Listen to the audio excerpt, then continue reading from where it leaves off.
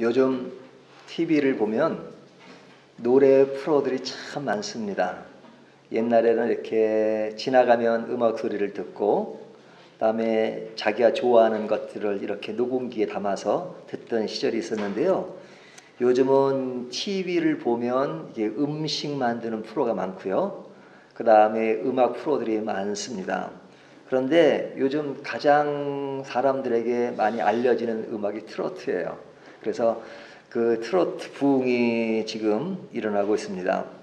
저의 청소년 시절은 이 포크송, 팝송 이것이 굉장히 유행했습니다. 뭐 기타를 치던 시대니까요. 그리고 또 한쪽에는 트로트를 불렀어요. 학생들을 보면 이 트로트를 좋아하는 학생이 있었고, 그 다음에 이제 포크송, 팝송을 좋아하는 사람으로 이렇게 구별이 됐습니다. 제가 이제 중고등학교 때 이야기입니다. 근데 저는 이제 포크송, 팝송을 좋아했어요. 그때는 이 트로트를 부르면 좀 이렇게 낮아 보였습니다. 그래서 이 트로트 부르는 사람들을 이렇게 뽕짝 이렇게 막 그리고 놀리고 막 그랬었는데요. 그래서 저도 그때는 마음속에 이 트로트는 그냥 좀 낮은 그런 음악이다 뭐 그렇게 생각했는데, 제가 이제 나이가 들고 지금 시점에 와 보니까 요즘은 제가 뭐 트로트를 잘 몰라요. 하지만 이렇게 들으면 굉장히 이렇게 끌려가는 데가 있습니다. 옛날에는 그렇게 좋은 음악으로 느끼지 않았는데 지금은 이렇게 트로트도 그렇고 어떨 땐 국악도 이렇게 잘 들어와요. 그걸 보면 사람의 그 어떤 감성이라는 것이 좀 달라지는구나 하는 생각이 듭니다. 사람들이 이제 트로트를 이렇게 왜 좋아할까? 아마도 뭐 그 음률에서도 그런 우리 어떤 한국적인 맛이 있어서 그럴지 모르지만 그 가사를 보면요 굉장히 직선적이에요. 돌려서 말하는 것이 없고 사람들이 안고 있는 그런 문제들을 그냥 직선적으로 가사로 표현합니다. 그러니까 자기가 하고 싶은 말들 이것을 그냥 직선적으로 딱 표현하니까 아마 그것에 더 매료가 되는 것이 아닌가라는 생각이 듭니다. 뿐만 아니라 이제 우리가 부르는 이 복음성가 CCM도 이제는 교회에서만 부르는 것이 아니라 이 바깥에 믿지 않는 사람들도 상당히 많이 부릅니다. 그러니까 이 음악에 대한 장르가 많이 이제 그 장벽이 무너졌어요. 그래서 요즘 유행하는 그 비긴 어게인의 그 소양, 그 가수가 있는데 그 제가 소양 가수를 언제 처음 알았냐면 그 반석으로인가 노래가 있습니다. 이 CCM 중에. 근데 그 찬양을 부를 때 너무너무 높은 음인데 그걸 소화는 보고 이런 사람도 있구나라고 했는데 그 사람이 지금 이렇게 많은 대중가요 활동을 하더라고요. 근데 그 사람이 크리스찬이다 보니까 이렇게 비긴 어게인 같은데 이렇게 이제 일반 방송에는 이렇게 종교성을 띠는 것을 좀 억제하니까 이 영어로 부르는 CCM을 많이 부르더라고요. 그래서 제가 노래 한 곡 부를까요 하면서 이제 그 영어로 된 CCM을 부르는 걸 봤는데요. 이 노래라고 하는 것은 뭐 동서고금을 떠나서 모든 사람들의 감정을 표현하는 것이고 내 마음에 있는 것들을 끄집어내고 어떤 시대에는 어두운 시가 되면 그 노래로서 무엇인가를 표현하는 것이니까 노래라고 하는 것은 우리 삶에 늘 존재하고 늘 가까이 있는 것이라고 할 수 있지요. 그러니까 노래라는 것은 우리의 마음의 표현이다 라고 이야기할 수 있습니다. 제가 이제 서론으로 이 노래에 대한 이야기를 많이 한 이유는 오늘 본문이 노래로 시작하기 때문에 그렇습니다. 오늘 본문 27장 2절을 보면요. 그날에 너희는 아름다운 포도원을 두고 노래를 부를지어다 그러죠. 여기 노래를 부를지어다 그럽니다. 이 노래라고 하는 것은 조금 전에 말씀드린 것처럼 인간의 마음의 감성을 자극하는 겁니다. 느낌, feeling 그거 굉장히 중요하잖아요. 이렇게 어떤 인간의 어떤 마음, 그 마음에서 뭔가 이렇게 이성적인 것도 있지만 그런 것들을 이렇게 감성으로 들춰내는 그런 것이란 말이죠. 그러니까 우리가 이야기를 하다 보면 논리가 필요하잖아요. 하지만 논리만 가지고 사람을 감동시키지 않아요. 어떤 느낌이 있어야 된단 말이죠. 느낌을 표현하는 것 중에 노래로 표현할 수도 있고 또 내가 노래를 들음으로써 이런 감성이 있구나 라는 것을 생각할 수 있죠. 그래서 우리가 이사야를 읽으면서 어떨 때는 이사야를 읽는 것인가 아니면 시편을 읽는 것인가 하는 그런 착각에 빠질 때가 있어요. 저도 가끔 가다가 뭘 하다가 이사야인데 자꾸 시편이라고 말할 때가 있어요. 그 분위기가 시편 분위기가 난단 말이죠. 근데 이제 시편이라면 시를 읽는 것 정도로 생각하지만 오늘 본문은 노래라고 표현합니다. 그날에 너희는 아름다운 포도원을 두고 노래를 부를지어다 그러잖아요. 그러면서 나오는 뒤에 이야기들이 그 노래의 내용처럼 들립니다. 그 내용이 뭐냐면 2절을 다시 보면요. 노래를 부를지어다 그리고 3절로 넘어가면서 나 여호와는 포도원 지기가 됨이요 그러죠. 자, 2절에서 너희에게 부여하는 것이 뭐냐면 아름다운 포도원 그렇죠. 아름다운 포도원. 그러니까 아름다운 포도원이 주어졌다는 것은 뭐와 대조되냐면 열매가 없는 나무가 없는 황량한 광야. 그래서 사람도 없고 또 모든 것이 황폐한 그런 분위기를 자아낼 때 이 식물이 없는 것 이것을 이야기하잖아요. 근데 지금 여기는 아름다운 포도원 그러면 뭐예요? 물이 있고 또 풍요로움이 있고 그 다음에 풍성함이 있는 그런 분위기를 자아내잖아요. 근데 하나님이 무엇을 노래하느냐? 아름다운 포도원을 노래하라. 아름다운 포도원. 그러니까 이 아름다운 포도원 그 자체가 노랫말에 그 어떤 느낌을 줘요. 이제는 그 황폐하고 넘어진 그런 분위기가 아니라 뭔가가 지금 되어지는 풍요롭게 느껴지는 어떤 것을 자아낸단 말이죠.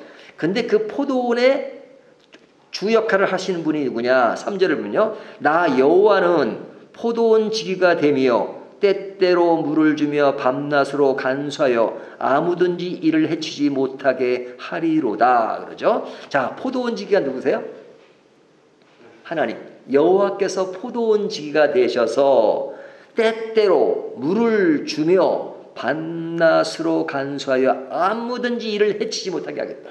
그러니까 그 포도원 지기가 그 포도원 관리를 잘해서 그 포도의 열매가 더 풍성하게 열매를 맺을 수 있도록 관리하신다. 누가? 하나님. 하나님이. 그죠? 하나님이. 우리 하나님이 그렇게 해 주신단 말이죠. 그렇게 하시기 때문에 어느 누구든지 이를 해치지 못하게 하시리로다. 딱 하나님이 지키고 있으니까. 누가 그것을 해칠 수가 있겠습니까? 그러면서 4절에 보면 나는 포도원에 대하여 노함이 없나니. 그렇죠? 포도원 지기가 포도원에 노함이 있겠어요? 포도원을 사랑하고 잘 가꾸시겠죠? 찔레와 가시가 나를 대적하여 싸운다 하자 내가 그것을 밟고 모아 불사르리라. 그러니까 거기에 방해가 되는 모든 요소를 다 제거하고 그리고 평안하게 모든 일이 안락하게 이루어질 수 있도록 하신다는 겁니다. 그리고 어떤 누구도 이것을 대적하지 못하도록 하신다. 그러죠? 그러면서 6절 가면 후일에는 야곱의 뿌리가 박히며 이스라엘의 움이 돋고 꽃이 필 것이라 그들이 그 결실로 지면을 채우리로다. 그러니까 이 포도원, 포도하면 이스라엘을 생각하게 하잖아요. 근데 그들에게 지금 모든 것이 풍성해서 움이 돋고 꽃이 피게 될 것이다. 그 결실로 지면을 채우겠다. 이렇게 말씀하십니다. 근데 이거를 무엇으로 해요? 노래로서. 이런 노래가 하나님이 주시는 말씀이에요. 하나님이 우리에게 오늘날 우리에게도 이런 노래를 주시는데 이 노래가 의미하는 것이 뭡니까? 희망입니다. 희망. 이 노래가 주는 메시지는 희망이에요. 언제? 그날에. 그렇죠. 2절 다시 보면 그날에 너희는 그렇죠. 그날에 하나님이 주실 소망 굉장하죠. 그 소망이 있기 때문에 그 소망을 노래할 줄 아는 사람이 있다 이거죠. 그 노래할 줄 아는 사람은 행복한 사람입니다. 하지만 그렇지 않은 사람, 그 노래를 부를 수 없는 사람, 그 아름다움을 느낄 수 없는 사람은 다른 삶의 형태를 가지고 있으니까 굉장히 슬프고 불행한 것이죠.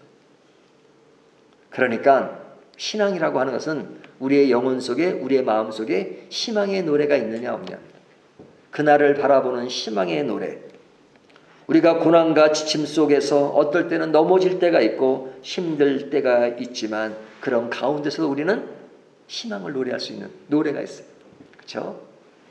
우리가 넘어지잖아요. 하지만 넘어지면서 아이고 아파, 왜 내 인생은 맨날 이렇게 넘어지기만 하는 거야 하는 사람이 있지만, 넘어져도 그래 넘어질 수 있지 그러면서도 앞을 향해 고개를 들고 일어나서 전진할 것을 생각하는 사람이 있잖아요. 그 사람 뭘 아는 사람이에요?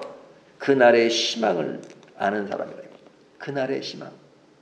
그날이 5분 후가 될지 50년 후가 될지 모르지만 그 미래를 향한 분명한 희망을 가지고 있는 사람은 행복한 사람입니다. 하지만 그런 희망이 없고 그날에 대한 기대가 없다 그러면 그 사람은 인생을 막막하게 살아가겠죠.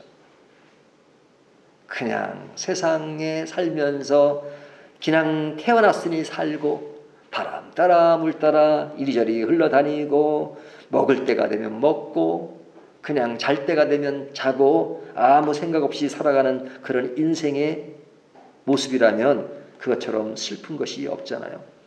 근데 희망적으로 살래도 나에게 희망이 보이지 않고 모든 것이 막막해 보여서 그 희망을 노래할 수 있는 그 노랫가락이 없다면 그 사람은 너무너무 인생을 힘들게 사는 거죠. 하지만 오늘 말씀을 통해서 하나님이 우리에게 아름다운 포도원을 주시고 그리고 포도원 지기가 되셔서 너희를 풍성하게 하고 너를 대적하고 너를 힘들게 하는 사람을 다 막아주시면서 그 지면의 포도원의 그 열매가 풍성하게 하겠다. 내가 그렇게 하겠다. 내가 물을 주고 내가 모든 것을 관리하면서 막아주면서 너희를 보호하면서 그렇게 하겠다. 그런 노래를 부를지어다. 내가 너에게 분명히 하는 약속이니까 그 노래를 부르라고 말씀하십니다. 그렇다면 오늘 우리들은 이런 말씀의 기조 위에서 우리는 지금 어떤 노래를 부르고 있습니까? 지금도 슬프고 괴롭고 고독한 노래를 부르고 계십니까? 아니면 노래 자체도 없습니까? 아니면 내 인생에 지금 힘들고 고독하고 외로움이 있지만 그런 가운데서 그날을 바라보면서 희망의 노래를 부르고 있습니까? 믿음이라고 하는 것은 다른 것이 아니라 절망 속에서도 희망의 노래를 부를 수 있는 것, 이것이 믿음이 주는 지대한 선물인 것이죠.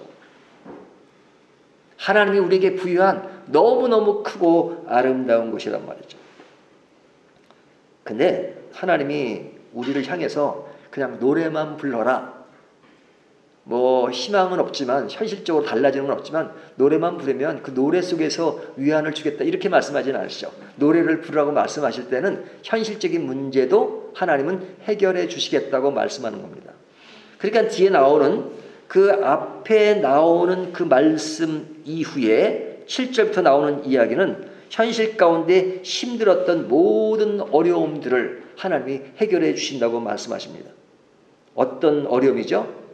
지금 이스라엘 백성들은 포로로 끌려가면 포로 생활 가운데 얼마나 힘들었겠습니까? 그런데 그 포로가 될 때까지 그들을 쳤던 나라들, 쳤던 사람들, 그들에 대한 심판을 약속하십니다. 그들이 너희를 칠 때 너희는 너무너무 약하고 힘들고 부족하고 그들의 힘이 너무 강해서 너희는 인생 끝난 것처럼 생각되었지 아니야. 지금은 힘들지만 너희에게 내가 포도원을 약속하지 않았니? 근데 그 포도원을 약속하면서 너희를 힘들게 했던 그 모든 사람들을 정리해 주겠다. 이렇게 말씀하십니다. 8절을 보시면 주께서 백성을 적당하게 견책하사 쫓아내실 때 동풍문 아래 폭풍으로 그들을 옮기셨느니라. 폭풍으로 그들을 옮기셨다. 이렇게 말씀하시죠. 그러니까 하나님은 그의 백성들을 심판하신 것이 아닙니다. 심판한 것이 아니라 뭐 했다고 말씀하세요? 견책하사. 그러니까 그들을 진짜 사랑하시는 거죠. 하나님이 우리를 사랑하지 않으시면 누구를 사랑하시겠습니까? 하나님과 우리의 관계는 사실은 문제될 게 없어요. 왜? 하나님은 부족함이 없고 완전하시니까. 문제가 있다면 늘 인간에게 문제가 있는 것이거든요. 그래서 인간은 자꾸만 나에게 문제가 있다는 걸 모르고 하나님께 자꾸 돌리죠. 하나님이 문제가 있는 것처럼. 근데 굉장히 쉬워요. 하나님은 문제가 없어요. 사람과 사람의 관계는 서로가 문제가 있기 때문에 그 문제의 옳고 그름을 따지는 것은 너무너무 힘든 일이에요. 그리고 반드시 정답을 꼭 자아내지 못해요. 뭐 우리나라에서 재판했던 그 모든 것이 다 공정한 재판이겠습니까? 공정하지 않은 재판도 많을 겁니다. 그러면 재판관이 공정하게 안 하려고 그랬나요? 나름대로는 공정하게 하려고 했어도 공정하지 않은 부분이 있었을 거라고. 왜? 사람은 누구나 부족하기 때문에 완전이라는 것이 없어요. 완전이라는 게. 하지만 하나님은 완전하시잖아요. 그러니까 완전하신 하나님 보고 하나님이 무슨 실수를 하십니까? 이렇게 말할 수 없죠. 그러니까 하나님과 우리의 관계는 문제가 있다면 누구에게 문제가 있는 거예요? 나에게 문제가 있는 거죠. 나에게. 인간에게 문제가 있는 거죠. 그러니까 하나님에게 뭐라고 할 건 하나도 없어요. 다 하나님이 뜻이 있는 겁니다. 어떨 때는 하나님이 우리에게 몽둥이를 주셔요. 몽둥이를 주실 때는 하나님 왜 이렇게 나를 힘들게 하십니까? 하나님을 원망하지만 하나님 뭐라고 말씀하셔요? 내가 너희를 심판하는 게 아니야. 너희를 좀 더 잘되게 하기 위해서 고난의 과정을 겪게 하신다고 말씀하시는 거죠. 근데 참 하나님이 그렇게 말씀하시면 그래도 제발 고난은 좀 없게 해주십시오. 고난 없이는 안 될까요? 그러면 안 되면 잘할 거야? 하나님이 그거 내가 원하는 바야. 근데 안 하고 있잖아. 안 되고 있잖아. 그러니까 그런 과정을 통해서 좀 더 새롭게 되기 위해서 약간의 어려움이 있어. 잘 견뎌. 그래야 잘할 수 있어. 이렇게 말씀하시는 겁니다. 그러니까 하나님이 그 사람의 수준과 그 사람의 능력을 보고 그 사람에 맞게끔 필요한 만큼 고난 속에서 그들을 자라게 하세요. 감당할 수 없는 시험을 주지 않으신다라고 성경은 말씀하고 있잖아요. 이것이 하나님의 사랑입니다. 9절을 보세요. 야곱의 불의가 속함을 얻으며 그의 죄 없이함을 받는 결과는 이로 말미암아 곧 그가 제단의 모든 돌을 부서진 햇돌 같게 하며 아세라와 태양상을 다시 서지 못하게 함에 있는 것이라. 그러시면서 그들의 어려움을 줬던 그 모든 사람들을 옮기시겠다. 그리고 너희에게 속죄함을 주겠다. 이렇게 말씀하십니다. 그러면서 그들에게 늘 불필요하게 존재했던 우상을 제거해 버리시겠다라고 말씀하시는 겁니다. 무엇을 위해서? 우리에게 새로운 회복을 위해서. 그런 회복을 위해서 도구로 사용됐던 사람들은 자신들이 하나님의 도구로 사용되었다는 것을 모르고 굉장히 교만하고 자기들이 뭐가 된 것처럼 생각하잖아요. 근데 그때가 되면 어떻게 돼요? 10절 대저 견고한 성읍은 적막하고 거처가 항로하며 버림받아 광야 같은 즉 송아지가 거기에 먹고 거기에 누우며 그 나무 가지를 먹어 없이 하리라. 그런 어떤 그들의 풍요를 제거해 주시겠다 하잖아요. 그들에게 뭐가 있다는 거예요? 심판이 있다는 거예요. 심판. 누구에게? 나를 힘들게 했던 그 사람들에게 하나님은 심판하겠다라고 말씀하는 겁니다. 그러니까 저희가 그런 얘기 하잖아요. 성경 말씀이 제일 힘든 게 뭐냐. 그럼 어떤 사람이 이렇게 해요. 성경은 너무나도 할 수 없는 걸 하라고 그러는 것이 제일 힘듭니다. 그러니까 뭐가 제일 힘들어요? 원수를 사랑하라. 원수를 사랑하라고. 아니 원수를 어떻게 사랑해요? 저 사람이 나를 해코지라고 나를 힘들게 하고 그러잖아요. 왜 하나님이 사랑하라고 말씀하세요? 그러면 인간이 감당할 수 없는 것을 보고 하나님이 그러실까요? 하나님이 그렇게 말씀하실 때는 하나님도 계획이 있으신 거예요. 조금 견뎌. 그 모든 것들을 내가 정리해 줄게. 내가. 그러니까 그런 의미에서 원수를 사랑한다는 건 뭐예요? 내가 원수를 직접 관리하려고 하는 것이 아니라 하나님께 다 미루는 것이 사랑이에요. 원수를 사랑. 그러니까 내가 원수를 어떻게 하지 않겠습니다. 내가 뭐 원수를 어떻게 가지고 내가 처단하고 내가 어떻게 하고 하는 것이 아니라 그럴 역량이 나에게 안 되니까 모든 것을 하나님께 맡기겠습니다. 미루겠습니다. 그게 원수를 사랑하는 겁니다. 내가 미운 마음이 있잖아요. 그래도 미운 마음이 생기는 거 어떡합니까? 그거 어쩔 수가 없죠. 하지만 억제하면서. 그러니까 내가 미워하는 것을 너무 노골적으로 표현하지 않고 그 사람 앞에서는 그냥 친절한 척해요. 하지만 속에선 부글부글 끓지만 겉으로는 친절하면서 뭘 맡겨야 하나님께 그 감정을 맡기는 겁니다. 하나님, 나는 참 감당하기 어려워요. 내가 하는 성까지는 여기까지입니다. 하나님이 하시잖아요. 그러니까 알아. 내가 그렇게 하려고 하는 얘기야. 원수를 사랑하라는 것이 뭐 다른 게 아니야. 하나님께는 있는 마음을 그대로 아뢰는 것이 좋은 신앙의 모습이야. 하지만 사람과 사람의 관계는 사람들이 다 부족하기 때문에 늘 네 마음을 다 펼쳐 보일 수가 없어.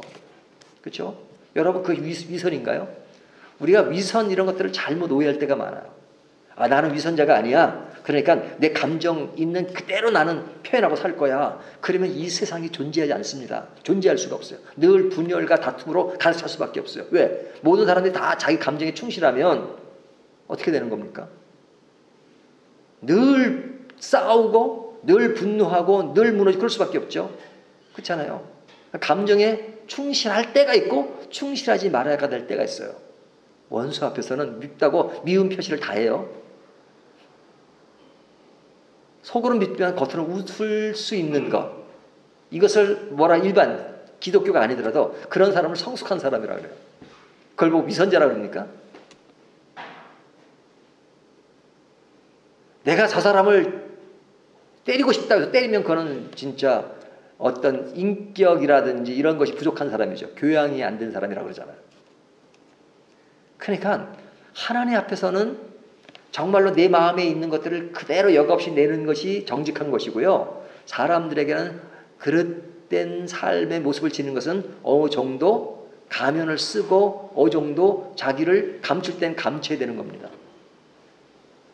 진짜 모든 것을 감추지 않고 살아갈 수 있는 사람이라면 그것은 진짜 좋은 사람이죠. 그런 친구가 있다는 거, 그런 사람이 옆에 있다는 거, 뭐 어떤 부부가 가장 행복한 부부냐, 우리는요 절대 한번 그런 부부가 가까운 부부가 아니라요, 그냥 내 마음에 있는 것들을 그냥 그대로 오픈해도 인정해 줄 수 있는 것. 다른 사람은 화를 못 내지만 집안에서는 화를 내도 그래 당신 화났구나 이해해. 뭐 이해하는 것까지는 아니지만 뭐 그래도 그냥 뭐 그럴 수 있지라고 받아줄 수 있는 그것이 가까운 사람의 모습이란 말이죠. 가까운 사람들끼리 딱 뭔가 틀을 갖춰가지고 그러면 어떻게 살아요? 답답해가지고 힘들어가지고 그렇잖아요. 가까운 사람들은 많이 망가질 수 있고 내 모습 있는 그대로를 드러낼 수 있는 사람이 가까운 사람이에요. 하지만 모든 사람들이 다 가까울 수가 없어요. 사도 바울이 뭐라고 얘기합니까? 덕을 강조하면서 교회 내에서 믿음이 적은 자들이 있고 믿음이 큰 자들이 있다. 믿음이 작은 자들을 위해서 어떨 때는 너 절제해라. 그렇게 이야기하잖아요. 절제하라는 게 뭡니까? 제사 그 고기 먹어도 돼. 제사 음식 먹어도 돼. 하지만 그것으로 인하여 어떤 사람이 그 상처를 받으면 진짜 상처 받는다니까요. 저 사람 왜 유상 숭배 고기를 먹지? 그러면 그 사람을 해서 어떻게 하라고요? 절제하라 이거죠. 그건 뭐냐면 사람들 간에 그런 차가 있기 때문에 그런 것들을 잘 관리할 수 있는 것, 이것이 필요하단 말이죠. 그래서 사람 관계는 원래 피곤한 겁니다. 엄밀히 따지면. 사람의 상황과 그 사람의 모습을 다 보면서 거기에 맞게끔 행동해야 되니까요. 하지만 하나님은 no problem. 그냥 하나님은 다 받아주세요. 다 받아. 완전히 받아주세요. 하나님을 원망하고 막 그래도 야, 너 그렇게 힘들어서 원망하면 그래 한번 해봐. 뭐 나한테 아니면 누구한테 푸냐? 그래 받아주신단 말이죠. 그러니까 하나님과 우리의 관계는 문제가 없어요. 문제가 있다면 우리한테 문제가 있는 거죠. 그런데 그런 하나님은 우리를 아시기 때문에 우리에게 늘 약속을 하시면서 희망의 노래를 불러라. 그러면서 노래만 불러 이게 아니에요. 그 노래 불러 그 노래대로 내가 해줄 거야. 그러니까 현실적으로 어려운 거 내가 막아줄 거야. 너희를 찾던 사람들 너 그때 힘들었지. 그렇지만 내가 그들도 심판할 거야. 그냥 염려하지 마. 지금 이 고비를 잘 넘기면 포도원의 아름다운 열매를 보게 될 거야. 그러니까 don't worry. 그렇게 말씀하세요. 염려하지 말아요. 그럴 때 쓰는 말이 예수님이 하셨죠. 수고하고 무거운 짐진 자들아 다 내게로 오라. 내가 너희를 편히 쉬겠다. 이렇게 말씀하시는 겁니다. 그런 말씀 어떻게 하죠? 12절에 보면 너희 이스라엘 자손들아, 그날에 여호와께서 창이라는 하수에서부터 애굽 시내까지 과실을 떠는 것까지 너희를 하나하나 모으시리라. 너희가 다 흩어져서 외롭고 어렵고 포로로서 살았던 그 어려움들이 있지만 내가 애굽이 됐든 또 다른 나라가 됐든 너희들을 모아서 하나하나 모으시리라. 우리를 모으시는 그날이 있는 겁니다. 그리고 어떻게 해요? 13절 그날에 큰 나팔을 불리니 아수르 땅에서 멸망하는 자들과 애굽 땅으로 쫓겨난 자들이 돌아와서 예루살렘 성산에서 여호와께 예배하리라. 너희가 다 흩어져서 외로움과 고독과 어려움 속에 살아갔지만 그 모든 것들을 다 모으는 그날이 있을 것이다. 그리고 너희가 그 성산에서 하나님을 예배하게 하리라. 그렇게 말씀하시잖아요. 우리가 이런 차원에서 예배할 수 있는 것 얼마나 감사합니까? 이 예배라고 하는 것은 어떤 외형적인 물리적인 예배뿐 아니라 어떤 내면의 예배를 말하는 거잖아요. 하지만 그 내면의 예배를 표현하는 것이 우리가 지금처럼 모이는 예배라고 할 수 있잖아요. 근데 요즘같이 코로나 때문에 예배 드리기가 힘든 상황에서 진짜 예배의 가치는 더욱더 크게 보여지는 것 같아요. 예배를 드릴 수 없는 나라에 있으면 이제 우리 한국 사람들이 이렇게 외국에 나가가지고 이런 중동 지역이나 그런 데는 함부로 예배 드릴 수가 없잖아요. 참 그럴 때는 힘들어하는 것이 많죠. 예배 드리는 것이 얼마나 귀하다 하는 생각을 하잖아요. 뭐 예배가 아니라 우리는 뭐 팔, 다리 움직여요. 눈을 볼 수 있는 건 너무 자유로우니까 그것이 귀한 줄 모르잖아요. 하지만 이것이 안 되는 사람에게는 그것이 평생 소원이 될 수 있잖아요. 앞을 못 보는 시각장애인에게 만약 그가 인생에서 가장 큰 소망이 뭐냐 물어보면 모든 사람들이, 대부분의 사람들이 당신에게 가장 큰 바람의 소망이 뭡니까? 그러면 나는 다른 것이 필요 없어요. 내가 앞을 볼 수 있다면 나는 것이 최고의 소망입니다. 그 사람에게 최고의 소망은 앞을 보는 겁니다. 그렇다면 우리는 앞을 보니까 그 사람이 최고의 소망으로 갖는 그 가치를 몰라요. 그러니까 우리가 왜 예배의 가치를 모르느냐? 예배가 너무 자유로우니까. 예배가 너무 아무 때나 드릴 수 있으니까. 하지만 언제 어느 때 우리가 예배를 드릴 수 없는 상황이 된다 그러면 예배가 중요하다는 그때 가서 알겠죠. 그러니까 그런 맥락에서 생각해 보면 우리 예배가 중요해요. 그런 것을 보여주는 것이 우리의 종말관이에요. 우리는 모든 일을 오늘이 마지막인 것처럼 하라. 오늘 예배가 내 인생의 마지막 예배라면 이 예배를 어떻게 드려야 될 것인가 생각하게 되죠. 내 옆에 있는 교우들과 만남, 오늘이 내 인생의 마지막 만남이라면 그 교우 한 사람 한 사람이 얼마나 귀한 것인가 하는 생각을 하게 되잖아요. 우리가 다 부족하기 때문에 그런 것들을 이야기를 해도 진짜 하나님이 말씀하는 것처럼 행할 수가 없어요. 하지만 그럴 때마다 늘 하나님의 말씀을 묵상하면서 하나님의 이 사랑과 임의를 다시 한번 깨달으면서 그런 것들을 한 발 한 발 내딛는 것, 그것이 삶을 아름답게 만드는 것이죠.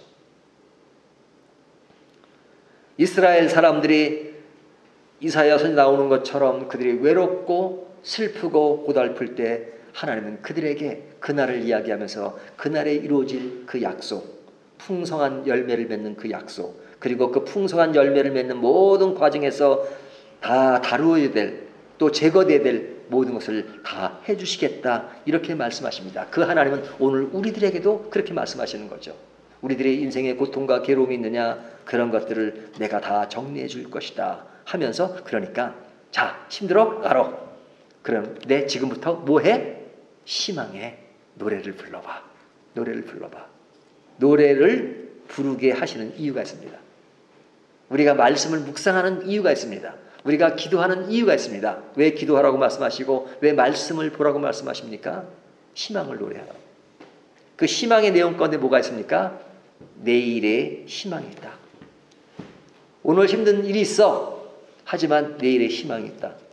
그러니까 오늘의 고난을 잘 견디라는 것입니다. 오늘 받는 고난에 위축되지 마라. 감성적으로 위축되지. 하지만 말씀을 묵상함으로써, 노래를 부름으로써 그 위축을 다시 한번 생각해봐. 그날에 대한 문제로. 그렇죠? 그날에 대한 문제로. 휴가철이니까 휴가들을 가잖아요. 휴가 가면 제일 먼저 왜 갑니까? 거기 가서 안식, 또 충전 뭐 이런 거잖아요. 하지만 요즘은 코로나 때문에 여행도 잘 못 가요. 하지만 우리가 다른 지역으로 가지 못하더라도 내 인생의 어떤 충전 이런 것들이잖아요. 하지만 인간이 할 수 있는 충전이라고 하는 것은 임시적이에요. 그냥 그 순간만 묘면하는 때가 많잖아요. 하지만 근본적으로 안식과 휴식을 할 수 있는 방법은 뭔가요? 늘 노래를 부르는 겁니다. 어떤 노래? 그날의 노래를. 인생이 무엇인가? 신앙이 무엇인가? 죄의 문제가 어떻게 해결되든가? 하나님이 우리에게 부여한 그런 사명이 무엇인가 하는 총체적인 신앙의 문제를 다시 묵상하면서 그것을 새로운 안식의 터전으로 삼으면 그거는요 잠깐의 휴식이 아니라 영원한 휴식을 위해서 깊이 생각하고 그것을 마련하는 것이죠. 그것처럼 좋은 휴가가 어디 있습니까? 내가 어디를 가든지 간에 그냥 잠깐 외모만 보고 그냥 잠깐 이런 세계가 있구나만 느끼는 것이 아니라 내 영혼 속에 내 마음 깊은 곳에서 내 인생의 여정이 무엇이고 내 인생이 무엇이고 하나님과 나의 관계가 무엇이고 신앙이 무엇인가 나는 무엇을 사는 것인가 왜 존재하는가 하는 것들을 늘 생각하면서 묵상하면서 살아간다면 고난 가운데서도 희망을 맛볼 수 있는 거죠. 그래서 우리에게 가장 절실한 것은 희망의 노래입니다. 내 눈앞에 보이는 것만 바라보지 말고 넓게 보라는 것이죠. 상황만 바라보지 말고 하나님 자신을 바라보라. 그것이 희망의 노래다. 이렇게 말씀하십니다. 오늘 이 말씀 보시면서 우리 모두가 힘든 상황에 놓여 있지만 희망의 노래를 통해서 우리의 삶을 더욱더 행복하게 만드는 저와 여러분이 되시기를 주님의 이름으로 축원합니다.